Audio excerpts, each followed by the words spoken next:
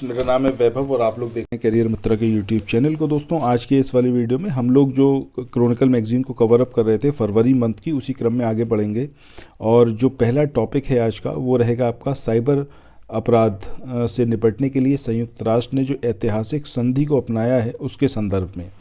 आइए शुरू करते हैं। बाकी चैनल को सब्सक्राइब कर लीजिएगा। प्रीवियस वीडियोस को देखने के लिए प्लेलिस्ट में जाइएगा, सारी वीडियोस वहाँ पर दिए हुए हैं। और अगर आपको ये पीडीएफ चाहिए तो इसके लिए आपको टेलीग्राम चैनल को ज्वाइन करना होगा। ये समरी पीडीएफ है, बुक का पीडीएफ डायरेक्ट नहीं पढ़ा सकते, कॉपीराइट का इशू रहता है, इसीलिए उसको समराइज्ड वे में यहाँ पर आप लोगों के सामने प्रेजेंट किया गया है ताकि मल्टीपल टाइम्स एग्जामिनेशन से पहले आप इसको रिवाइज भी कर पाएँ। चलिए, 24 दिसंबर 2024 को संयुक्त राष्ट्र महासभा ने साइबर अपराध के खिलाफ पहली बार कानूनी रूप से बाध्यकारी कन्वेंशन को अपनाया।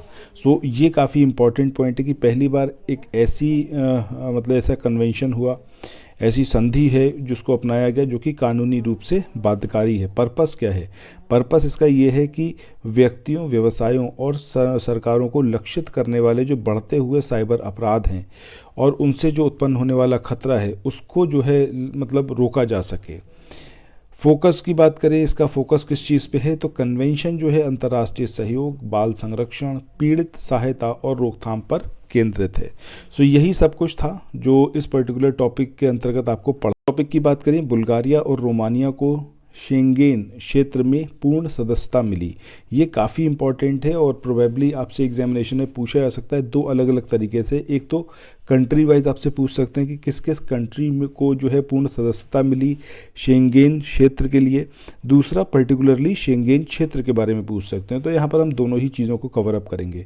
सबसे पहले बात करते हैं यूरोपीय संघ की। तो इन्होंने आधिकारिक तौर पर बुल्गारिया और रोमानिया को शेंगेन क्षेत्र में पूर्ण सदस्यता दे दी है। 1 जनवरी 2025 से दोनों राष्ट्र सीमाहीन क्षेत्र में शामिल हो गए, जिससे क्षेत्र के भीतर अप्रतिबंधित यात्रा की अनुमति मिल गई। यानी कि अब जो है इन कंट्रीज़ के बॉर्डर रेस्ट्रिक्टेड नहीं है। अब ये अपने बॉर्डर से दूसरे कंट्री में ये जा सकते हैं, यात्रा की अनुमति दी गई है। दोनों राष्ट्र जो 2007 से यूरोपीय संघ के सदस्य हैं, मार्च 2024 में आंशिक रूप से शेंगेन क्षेत्र में एकीकृत हो गए, जिससे हवाई और समुद्री सीमाएं खुल गई थी। लेकिन लैंड एरिया से जाना अभी भी पॉसिबल नहीं था क्योंकि उसके लिए छूट नहीं दी गई थी।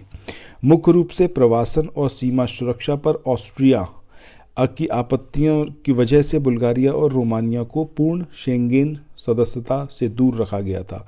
यानी कि ऑस्ट्रिया नहीं चाहता था कि जो बुल्गारिया है और जो रोमानिया है इसके लैंड बॉर्डर्स खोले जाएं। शेंगेन क्षेत्र की बात करें, इसको बनाया गया था 1985 में, 1985 में। टोटल मेंबर कंट्रीज़ की बात करें 29 हैं, जिसमें 25 यूरोपीय संघ के देश हैं, 4 गैर यूरोपीय संघ के देश हैं जिसमें स्विट्ज़रलैंड है, नॉर्वे है, आइसलैंड है और लिंचेस्टाइन है।